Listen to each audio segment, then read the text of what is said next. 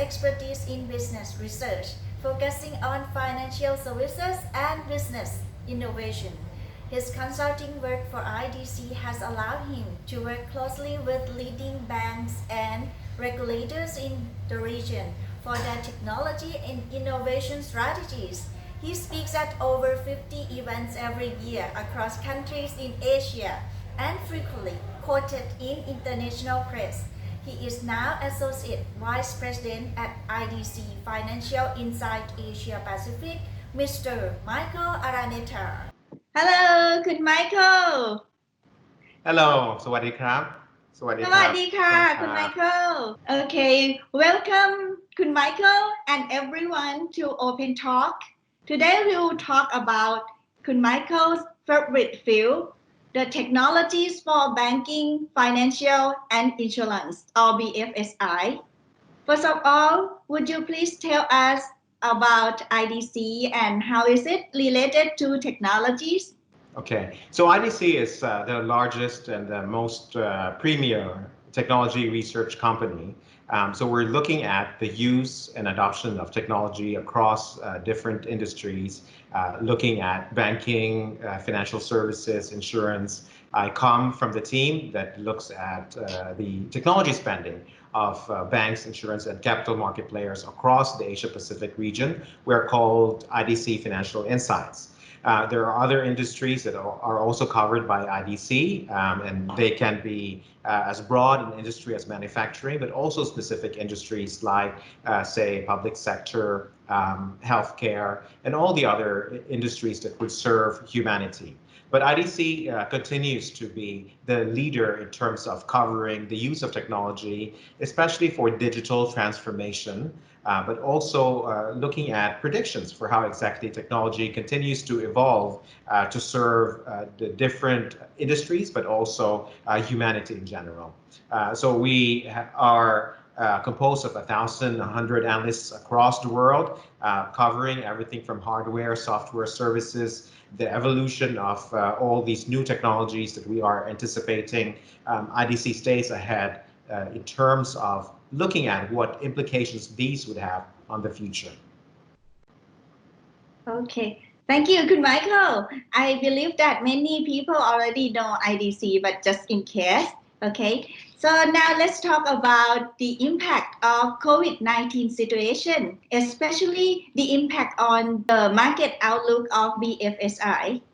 Right. So this is a very unique time in financial services because obviously you are going to expect an economic downturn and you really have to prepare for what impact this downturn will have on the financial institution itself. And the financial institution, I'm talking about the banks in general, are, I think, relatively prepared to take on the challenges of COVID-19 and its impact to the financial services industry and the economy as a whole. And that is because many of the banks have already looked at these black swan events. These are big events that will impact different aspects of the business. But if you really look at maybe the business continuity plans of the banks or look at the business plans of the banks, they have factored in some of these big events that are systemic and adverse by nature. And one of them would be a pandemic as well. So I was speaking to one bank who in fact have talked about maybe a potential of a global pandemic like this one is.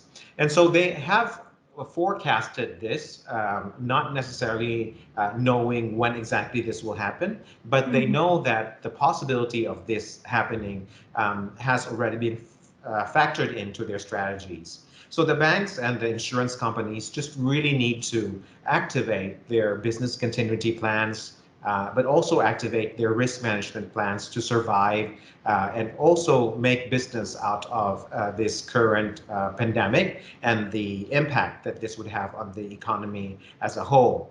Many of the financial services institutions are therefore reprioritizing risk management.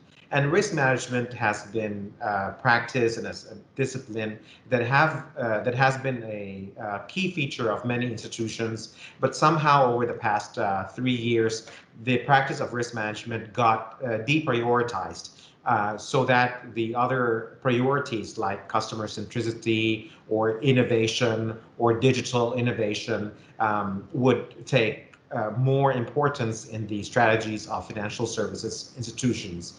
But now I think it is important to revisit your risk management plans. And risk management plans could be as extensive as capital related issues about liquidity and asset liability management, or you're looking at some issues with regard to cybersecurity, cyber risk as well, or operational risk, which is very important these days. This is just really a matter of activating your risk management plans, but also ensuring that you are well equipped to take on the operational aspects of this crisis. So many things to do, obviously, that the banks and insurers would really need to undertake in a very short period of time. But in terms of capabilities and technologies, many of them have already been in place. So one factor that we should not forget is the risk management also, right? Yes. It's very important to look at risk management from different contexts and different perspectives as well. Risk management is not just only financial risk management, but it could be risk management in operations or risk management with regard to your ability to serve the customers. Those are very important these days. Okay.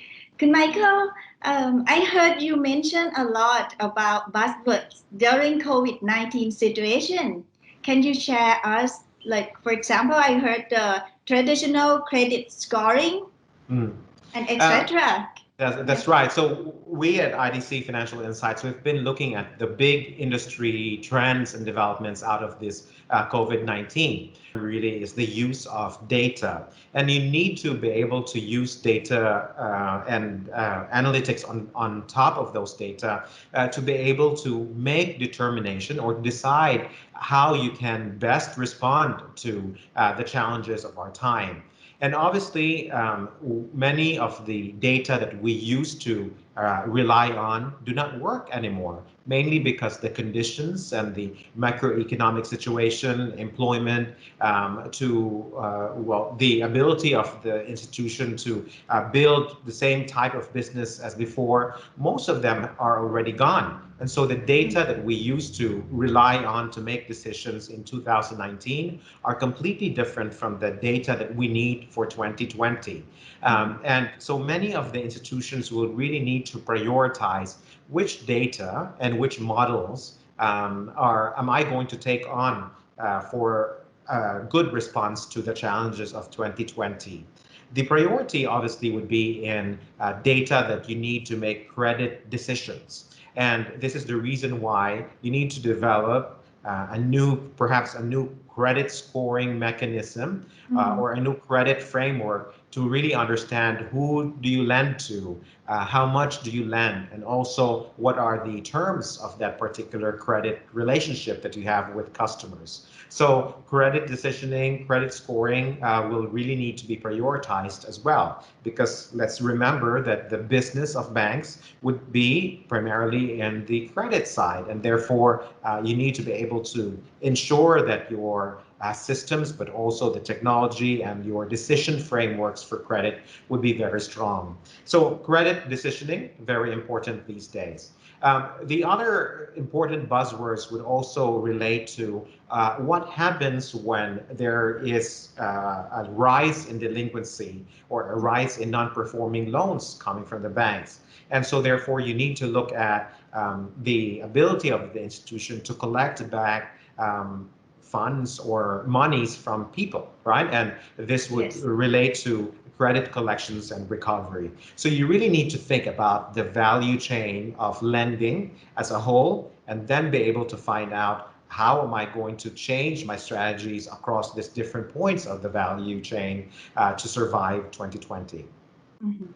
Okay. Good Michael, what's the critical technologies for BFSI right after COVID-19 situation? Right. This is quite interesting because it's very critical to ensure that your operations are 24/7 or your operations are running as usual, which was 24/7 anyway. And so the first impulse for the organizations, for banks and insurers, would be to make sure that their staff are able to perform despite working from home or despite the personal conditions that they might be facing, right? And so the first set of technologies that were really prioritized at the onset of this outbreak was obviously in the capability of the teams to continue to work as usual, but maybe on a distributed basis. And so the critical technologies there obviously would be productivity tools, but more importantly, productivity tools that would be on cloud. And these need to be as reliable and as secure and as available to staff as quickly as possible. So there was a lot of investments around how to support the workloads as they are increasingly performed from home, and also some of the workloads coming from the consumers. So the need for the organization to support scale and reliability of digital transaction services were very important and probably came after investments into productivity tools. So the ability of the organization to sustain operations on an uninterrupted basis would be very important.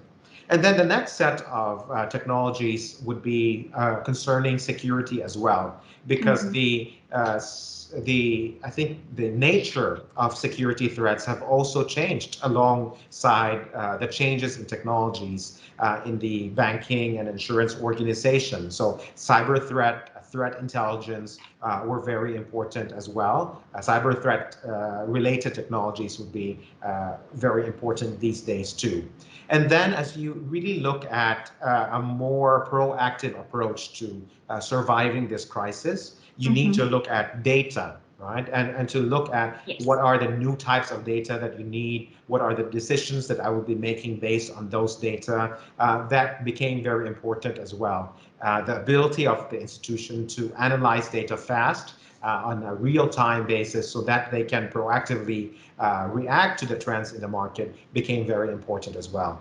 Okay, so you mentioned about productivity, the security, and about the new type of data, right? That we have to work on. And I think the audience may like to know the trends and the sentiment of investment in these technologies.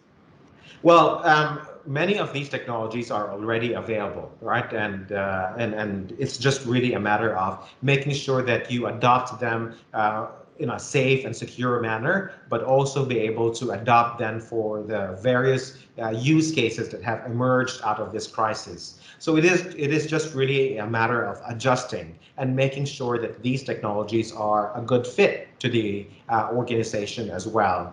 For example, cloud technologies have been there for a long time, but many of the use cases for cloud have just really emerged in a very short period of time, over 2 months. Over the past 2 months, the upsurge of demand for outsourcing all your IT operations also increased accordingly. But let's remember that these technologies have been there for a long time. The challenge is to make sure that you invest in them, but also invest in them appropriately so that you do not overspend. It's also very important to fit them into your requirements. The scalability issues would have to be looked at, but also the right fit capabilities of these technologies will have to be considered as well.